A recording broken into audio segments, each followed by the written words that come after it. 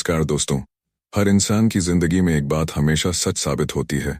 जो जैसा करता है उसे वैसा ही फल मिलता है। हम चाहे कुछ भी करें, अच्छे या बुरे कर्म, वो एक दिन जरूर हमारे सामने आकर खड़े हो जाते हैं। आज की ये कहानी कर्मों का फल हमें यही सिखाती है कि हमारे कर्म कभी व्यर्थ नहीं जाते। तो चलिए सुनते हैं एक ऐसी ही प्रेरणादायक कहानी जो आपको सोचने पर मजबूर कर देगी। गांव के छोर पर एक पुरानी हवेली थी जिसके बारे में तरह तरह की कहानियां प्रचलित थीं। लोग कहते थे कि उस हवेली में रहने वाला हर व्यक्ति अंततः अपने कर्मों का फल पाता है, अच्छा हो या बुरा। कुछ इसे अंधविश्वास मानते, पर धीरे धीरे घटनाओं ने इस बात को पुख्ता करना शुरू कर दिया। शहर से एक नया व्यापारी रघुवीर गांव आया।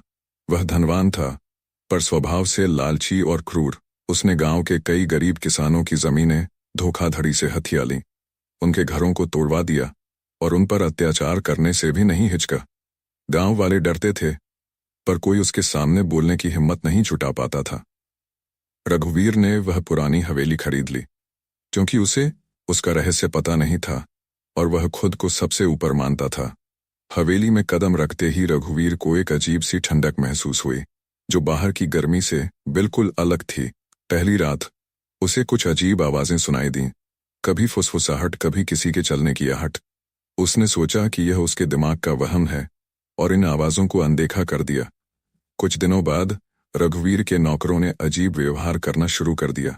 वे कहते कि उन्होंने हवेली में परछाइयां देखी हैं या किसी ने उनका सामान अपनी जगह से हटा दिया है। रघुवीर ने उन्हें डांटा और काम पर ध्यान देने को कहा। एक शाम रघुवीर अपने बही खाते देख रहा था, जिसमें उसने किसानों से छीनी हुई जमीनों का हिसाब किताब रखा था। तभी अचानक उसके सामने रखे दिए की लौ तेजी से कांपी और कमरा ठंडा पड़ गया। उसे लगा जैसे कोई उसके पीछे खड़ा है।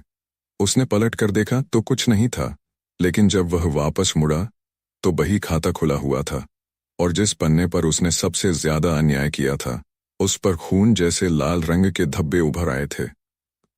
रघुवीर डर गया, पर उसने खुद को दिलासा दिया कि यह सिर्फ उसकी कल्पना है। अगले दिन रघुवीर ने अपनी हवेली में एक बड़ा भोज आयोजित किया। उसने गांव के कुछ प्रभावशाली लोगों को बुलाया ताकि उन पर अपनी धाक जमा सके। भोज के दौरान अचानक हवेली की सारी लाइटें चली गईं।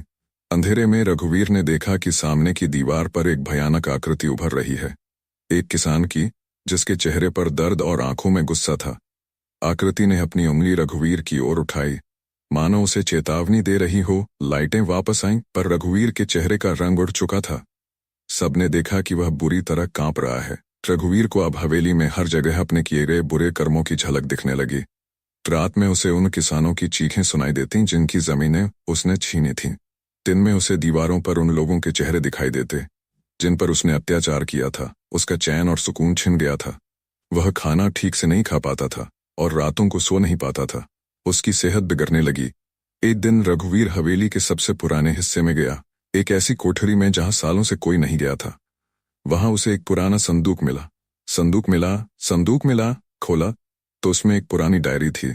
डायरी उस हवेली के पहले मालिक की थी। उसने लिखा था कि इस हवेली में एक अदृश्य शक्ति है जो न्याय करती है। यह हवेली केवल उन लोगों को सुख देती है जिनके कर्म अच्छे होते हैं, और जो यहाँ अन्याय करते हैं उनके पापों का हिसाब यहाँ हर पल होता है, जब तक वे अपने कर्मों का फल भोग न लें। रघुवीर ने डायरी बंद कर दी। उसे अब यकीन हो गया था कि यह सब उसका वहम नहीं, बल्कि उसके कर्मों का फल है, और डर गया था। इतना डर गया था कि उसने अपनी सारी संपत्ति उन किसानों को लौटा दी जिनकी जमीनें उसने छीनी थीं। उसने उन सभी लोगों से माफी मांगी जिन पर उसने अत्याचार किया था। उसने गांव छोड़ दिया और एक सामान्य जीवन जीने लगा। गांव वालों ने बताया कि रघुवीर के जाने के बाद हवेली में अजीब घटनाएं बंद हो गईं। वह हवेली फिर से शांत हो गई, मानो उसने अपना न्याय पूरा कर लिया हो। यह कहानी आज भी गांव में सुनाई जाती है, यह याद दिलाने के लिए कि कर्मों का फल किसी को भी नहीं छोड़ता, चाहे वह कितना भी शक्तिशाली क्यों ना हो। तो दोस्तों, इस कहानी से हमें एक बहुत बड़ा सबक मिलता है। कभी किसी के साथ बुरा मत करो, क्योंकि जीवन एक दर्पण की तरह है। जो तुम दूसरों को दोगे वही लौटकर तुम्हारे पास आएगा। अच्छे कर्मों का फल देर से ही सही, लेकिन मिलता जरूर है।